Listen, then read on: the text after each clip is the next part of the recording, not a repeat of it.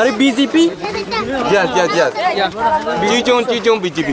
রাতের অন্ধকারে সীমান্ত পার করে বাংলাদেশ ভূখণ্ডে ঢুকে পড়েছে মায়ানমার সেনা সদস্যরা।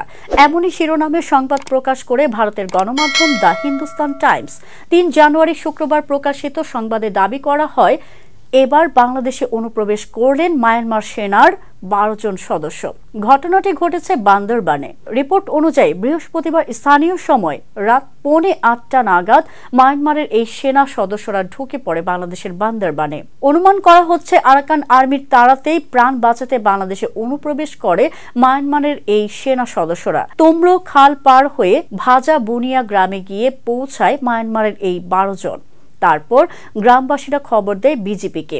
বাংলাদেশে প্রথম সারির একটি গণমাধ্যম বলছে, বিজেপির সূত্রে জানা গেছে তাদের দেখার সঙ্গে সঙ্গে স্থানীয় বাসিন্দারা বিজেপিকে খবর দেন। 34 বিজেপির অধীন তোমরো বিওপির সদস্যরা ঊর্ধ্বতন কর্তৃপক্ষের অনুমতি নিয়ে 12 জনকে তোমরো বিওপিতে নিয়ে যান। বর্তমানে তারা বিজেপির হেফাজতে রয়েছেন।